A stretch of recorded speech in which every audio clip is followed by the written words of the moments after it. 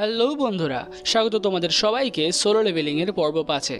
এই পর্বের শুরুতেই আমরা হান্টার অ্যাসোসিয়েশনের বিল্ডিং দেখতে পাই, যেখানকার এমার্জেন্সি কল সেন্টারে একটা মেয়ে কারোর ফোন তোলে। আর তখন কলে অন্য মানুষটা বলে, আমি একটা স্কুলে রয়েছি আর এইখানে অনেকগুলো মনস্টার চলে এসছে। যেইটা শুনে এখন ওই মেয়েটাও ভয় পেয়ে যায়। সেভাবে একটা স্কুলের মধ্যে কি ডানজেন ব্রেক হলো। সেই তাকে জিজ্ঞাসা করে যে তুমি এখন তাহলে কোথা থেকে কল করছো। আর এই সময় আমরা দেখতে পাই অন্যদিকে থাকে একটা স্কুলের মেয়ে। সে বাথরুমের মধ্যে বসে কল করছিল। সে এখন বলছিল আমার সমস্ত বন্ধুদেরকে একটু আগেই মেরে ফেলেছে। এখন হান্টার অ্যাসোসিয়েশন থেকে তাকে জিজ্ঞাসা করে তোমার ওখানে কতগুলো মনস্টার আছে আর তারা কি কাছেই আছে। যার উত্তরে ওই মেয়েটা বলে, আমি ঠিক জানি না যে কতগুলো মনস্টার আছে, কিন্তু এখানে অনেকগুলোই রয়েছে। আমি কি এখানেই মরে যাব? যার উত্তরে কল সেন্টারের মেয়েটা বলে, তুমি একদম চাপ নিও না, আমাদের হান্টাররা ওখানে দ্রুতই পৌঁছাচ্ছে, তুমি শুধুমাত্র ওখানে শান্ত হয়ে বসে থাকো। যেইটা শুনে স্কুলের মেয়েটা একটু রেহাই পায়। আর তারপরে কল সেন্টারের মেয়েটা তাকে জিজ্ঞাসা করে, আচ্ছা তুমি কি একটু বলতে পারবে যে বিস্টগুলো ঠিক কীরকম দেখতে? যার উত্তরে ওই মেয়েটা বলে, হ্যাঁ এরকম বিস্টকে আমি এর আগে টিভিতেও দেখেছি, কিন্তু আমার নামটা ঠিক মনে নেই। ওদের বডিটা মানুষের মতনই, কিন্তু অনেক বড় বড়, আর গায়ের চামড়াটা সবুজ রঙের। যেটা শুনে এখন কল সেন্টারের মেয়েটা খুবই ঘাবড়ে যায়। সে বুঝতে পারে যে ওই বিস্টগুলো হচ্ছে অর্ক। আর এখন সেই স্কুলের মেয়েটাও এই কথাটাই বলে, হ্যাঁ ওগুলো অর্কস। আর এখন কল সেন্টারের মেয়েটা সেই স্টুডেন্টটাকে দ্রুত বলে, তুমি ওখান থেকে তাড়াতাড়ি বেরিয়ে যাও, লুকিয়ে কোনো লাভ নেই, কেননা অর্করা মানুষের গন্ধ শুকতে পারে। কিন্তু এইটুকু বলতে বলতেই সে ফোনে আওয়াজ পায়, বাচ্চা মেয়েটা চিল্লাচ্ছে, আমাকে সাহায্য করো, আমি মরতে চাই না। অন্যদিকে আমরা দেখতে পাই যে বাকি সমস্ত স্টুডেন্টরা এই সময় স্কুল থেকে যে যেভাবে পারছিল বেরিয়ে যাচ্ছিল। অন্যদিকে দুখানা অর্ক এই সময় আলোচনা করছিল, যা বাবা, আমাদের অর্ধেক শিকার তো স্কুল থেকে বেরিয়েই গেল।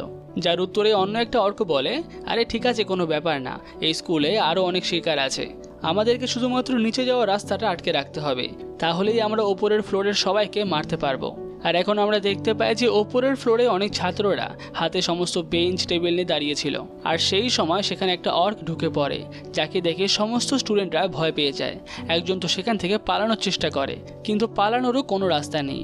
অন্য দরজার সামনে আরও একটা অর্ক দাঁড়িয়ে থাকে, আর সে এখন এই ছেলেটাকে নিমেষের মধ্যেই মেরে ফেলে। আর এরপরে এখানকার একটা অর্ক অন্য একটা অর্ককে বলে, আচ্ছা আমি না এখানকার মানুষগুলোর মধ্যে মানা পাওয়ারের সেন্ট পাচ্ছি। যেটা শুনে অন্য অর্কটা বলে, তাই নাকি, তাহলে তো আমাদেরকে তাকেই আগে মারতে হবে। আর এখন আমরা দেখতে পাই যে সমস্ত স্টুডেন্টের মধ্যে সাং জিনুবোর বোন জিনাও সেখানে থাকে। সে এখন জিনুবোকে মনে করতে থাকে। আর এখন আমরা দেখতে পাই যে জিনার পাশে তার সেই বান্ধবীটা থাকে, যে কিনা একটা ই র্যাঙ্কের হান্টার। সে এখন জিনাকে বলে, আমি ই র্যাঙ্কের হই আর যেই র্যাঙ্কেরই হই, আমি একটা হান্টার, তাই আমাকে এখন এইখানে লড়াই করতেই হবে। কিন্তু এই সময় জিনা তাকে অনেক আটকানোর চেষ্টা করে। আর এতক্ষণে অর্কগুলো তার সামনে চলে আসে। তারা আলোচনা করতে থাকে যে এই মেয়েটার থেকেই মানা পাওয়ার বেরোচ্ছে, কিন্তু যেই মেয়েটা বেশি ভয় পাচ্ছে, আমি তো তার থেকেই বেশি মানা পাওয়ার অনুভব করতে পারছি।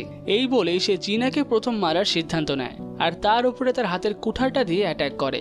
কিন্তু সাং জিনবো অনেক আগে জিনার কাছে কয়েকটা শ্যাডো বিস্ট দিয়ে গেছিল। এখন সেই বিস্টটা জিনার শ্যাডো থেকে বেরিয়ে আসে, সেটা একটা হাই অর্ক। আর এখন সে সেখানকার অর্কটাকে খুব তাড়াতাড়ি মেরে ফেলে, আর সেইখানে আরও একটা শ্যাডো অর্ক চলে আসে। অন্যদিকে আমরা দেখতে পাই যে পার্ক জংসো তার টিম নিয়ে ডানজেনের ভেতরে প্রবেশ করে। তারা ঢুকেই একটা বিস্ট দেখতে পায়, যেটা হলো অগ্রে। তার আবার দুটো মাথা আছে। এখন তারা সবাই মিলে টিম ওয়ার্কের মাধ্যমে খুবই ভালোভাবে অগ্রেটাকে মেরে ফেলে। আর সেটাকে মারার পর পার্ক জংসো ভাবতে থাকে, ডানজনের শুরুতেই একটা ডবল হেডের অগ্রে। আমি জানতাম যে এই রেডটা একটু মুশকিল হবে ঠিকই, কিন্তু শুরুতেই যদি এই রকমের বিস্ট আসে, তাহলে ভেতরে তো আরো কত রকমের বিস্ট রয়েছে ভাবাই যাচ্ছে না। এই সময় সে সাং জিনবোকে জিজ্ঞাসা করে, তুমি কি জানো যে এই সমস্ত অর্ককে আরেকটা নামেও ডাকা হয়? এখন সাং জিনবো জানায় যে হ্যাঁ আমি জানি, তাদেরকে বলা হয় গ্রেভ কিপার। যেটা শুনে পার্ক জংসো বলে, ঠিকই বলেছ, আর আমি আমার এক্সপিরিয়েন্স থেকে বলছি, গেটের শুরুতেই যদি এরকমের গ্রেভ কিপার পাওয়া যায়, তাহলে ভেতরে আমরা এরকম বিস্টের দল খুঁজে পাবো। আর এখন বলতে বলতে এটাই হয়, ভেতর থেকে এরকম বিস্টের একটা দল বেরিয়ে আসে। কিন্তু তারা এই সময় কোনো হান্টারের ওপরে অ্যাটাক করে না, যেটা দেখে পার্ক জংসো আর ওই মেয়েটা ভাবে এরকম কেন হচ্ছে। সাধারণত এই ধরনের মনস্টার তো সঙ্গে সঙ্গে অ্যাটাক করে দেয়, ওরা নিশ্চয়ই কিছু দেখে ভয় পাচ্ছে।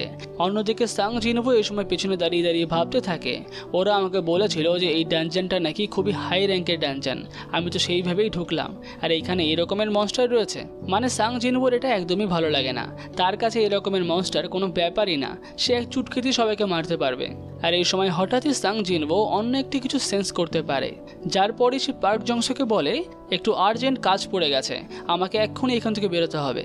যেটা শুনে পার্ক জংস বলে তোমার মাথা ঠিক আছে তো, তুমি কি বলছো, তোমাকে ছাড়া আমরা এখানে বিপদে পড়তে পারি। তার এই কথা শুনে এখন সাং জিনবো বলে ঠিক আছে, তাহলে আমি এখানে এমন একজনকে রেখে যাচ্ছি যার উপরে তুমি পুরো ভরসা করতে পারো, সে তোমাদেরকে সেফ রাখবে।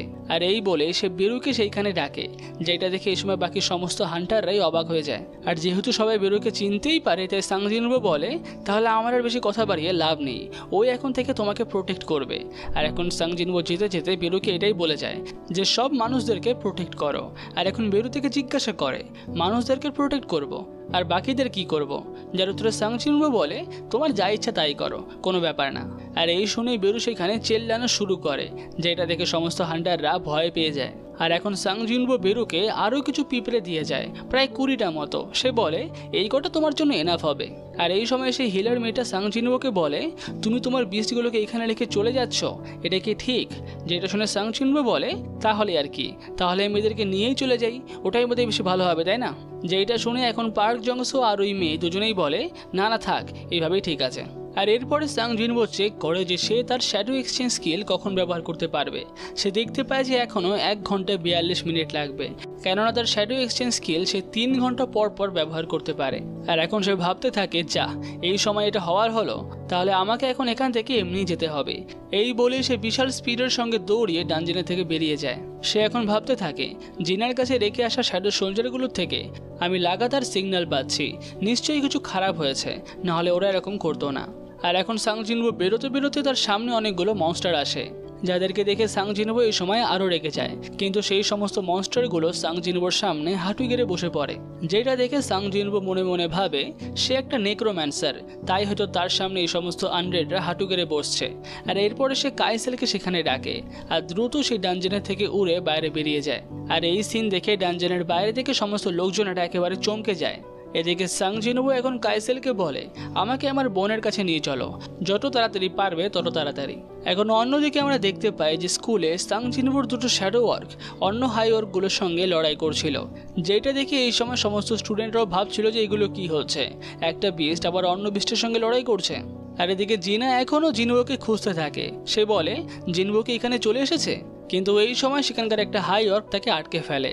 অন্যদিকে আমরা দেখতে পাই স্কুলের ডানজেনটার ভেতরে এই সময় একটা অর্ক তার বসকে বলছে অনেকগুলো অর্ক মানুষদের সাহায্য করছে, যেটা শুনে তার বস খুবই রেগে যায়। সে জিজ্ঞাসা করে এগুলো কোন অর্ক? যার উত্তরে অন্য অর্কটা বলে এগুলো হাই অর্ক, তারা 3 জন আছে। আর এখন বসটা বলে ঠিক আছে, আমাকে রাস্তা দেখাও, 3টে অর্ককে আমরা মেরে ফেলতে পারবো, কোনো সমস্যা হবে না। অন্যদিকে পার্ক জংসন ডানজনে আমরা দেখতে পাই যে সবাই এই সময় পিঁপড়েগুলোকে দেখে খুবই ভয় পাচ্ছিল।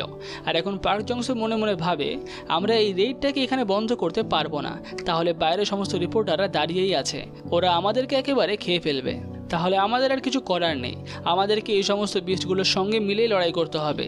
আর এই সময় তার সামনে বেরু চলে আসে, যাকে দেখে সে খুবই ভয় পেয়ে যায়। কিন্তু তারপরে সে বেরুর দিকে তাকিয়ে বলে চলো লড়াই করতে হবে। কিন্তু বেরুর তাকানো দেখে তার একদমই ভালো লাগে না, তাই সে বেরুকে আবার ভয়ে ভয়ে বলে আমরা কি যাবো লড়াই করতে? কিন্তু বেরু এইবারও কোনো উত্তর দেয় না, সে দ্রুতই সেখান থেকে চলে যায় তার দলের সঙ্গে। আর এখন পার্ক জংসো আরও ভয় পেয়ে যায়, সে একেবারে মাটিতেই পড়ে যায়। তাকে এখন অন্য হান্টার এসে জিজ্ঞাসা করে আপনি কি ঠিক আছেন তো? তাহলে কি আমরা আজকের রেডটা এদেরকে লিড করতে দেবো? আর এরপরই তাদের সবার নজরে পড়ে যে বেরু সেখানকার একটা পাওয়ারফুল বিস্টকে জাস্ট একটা হিটে মেরে ফেলেছে, যেটাকে মারতে হয়তো তাদের পক্ষে আরও অনেকক্ষণ সময় লাগতো। সে এখন ভাবতে থাকে এই সমস্ত বিস্টগুলোর এসেন্স স্টোন থেকে প্রচুর টাকা পাওয়া যায়, তাহলে কি তোমরা এখনও এই ডানজেনের থেকে বেরোতে চাইবে? আর এখন সে পাশে থেকে দেখতে পায় যে সমস্ত হান্টাররা সামনে এগিয়ে গেছে ওই পিঁপড়েদের সঙ্গে। আর তাদের মধ্যে একজন এখন জংসোকে বলছে আরে স্যার আপনি পিছনে পড়ে রয়েছেন কেন, তাড়াতাড়ি আসুন। আর এখন অন্যদিকে স্কুলে আমরা দেখতে পাই যে ডানজেনের বস বেরিয়ে আসে শ্যাডো বিস্টগুলোকে মারার জন্য। আর এখন সে শ্যাডো অর্কগুলোর সামনে এসে বলে একটা অর্কের গায়ে কতগুলো দাগ আছে, সেটা দেখে বোঝা যায় যে সে কতজনকে মেরেছে। আর আমি তোমাদেরকে দেখে বুঝতে পারছি তোমরা অনেকজনকেই মেরেছ, কিন্তু তোমরা কি এটুকুই করতে পারো? আর এই বলে সে 3টে হাই অর্কের উপরে একবারই অ্যাটাক করে, যেখানকার একটা হাই অর্ক তার অ্যাটাকটাকে আটকে ফেলে। সে এখন বলে বাহ তুমি আমার অ্যাটাকটা আটকেও ফেললে, আমি এতটা আশা করিনি, তুমি অনেক ভালো, কিন্তু এটুকুই এনাফ না, আমাকে মারার জন্য তোমাকে আরও করতে হবে। এই বলেই সে একটা শ্যাডো হাই অর্ককে কেটে ফেলে, কিন্তু অর্কটা আবার রিজেনারেট হয়ে যায়, যেটা দেখে এই সময় বসটা একটু ভাবতে থাকে যে এরা কি কোনো রকম স্পেল ইউজ করছে। আমি ওকে পুরো কেটে ফেললাম, তাও ও মরছে না কেন? কিন্তু যাই হোক, দরকার পড়ে আমি ওদেরকে এইভাবে আরও 100 বার কাটবো। আর এই সময় তার মাথার মধ্যে মেসেজ আসতে থাকে, মানুষদেরকে মারো, মানুষদেরকে মারো। যার পরে সে ভাবতে থাকে আমাকে তাড়াতাড়ি মানুষ মারতে হবে। তাই সে এখন শ্যাডো হাইঅর্কগুলোকে তাড়াতাড়ি মারার চেষ্টা করে। সে বলতে থাকে, তোমরা যদি কোনো স্পেলের মধ্যে থাকো তাহলে যে তোমাদেরকে স্পেল করছে তাকে মারলেই হবে। সেটা কে? সেটা কি তুমি? আর এই কথাটা সে বলে জিনার দিকে উদ্দেশ্য করে। আর তারপরে সে তার সমস্ত অর্ককে অর্ডার দিয়ে দেয় জিনাকে ধরার জন্য। আর এখন সমস্ত অর্কটা মিলে যায় জিনার দিকে। যে সময় শ্যাডো হাইঅর্কগুলো তাদেরকে আটকানোর চেষ্টা করে, কিন্তু অনেকগুলো অর্কের সঙ্গে তারা পেরে ওঠে না। এই সময় অর্কদের বস জিনাকে এসে ধরে ফেলে আর বলে, তাহলে এটা তুমি, তাই তো? আমি ক্লিয়ারলি বুঝতে পারছি যে তোমার মধ্যে ম্যাজিক্যাল পাওয়ার আছে। আর এখন জিনা খুবই ভয় পেয়ে থাকে। কিন্তু এই সময় সেই অর্কটা কাঁপতে শুরু করে, কেননা আমরা দেখতে পাই যে জিনভো কাইসেলের পিঠে করে সেইখানে চলে এসেছে। আর এখানে শেষ হয় সোলো লেভেলিং এর পর্ব 5। পুরো ভিডিওটি ভালো লেগে থাকলে ভিডিওটিকে অবশ্যই লাইক করবে, আর পরের পর্বটি দেখার জন্য চ্যানেলটাকেও অবশ্যই সাবস্ক্রাইব করে রাখবে।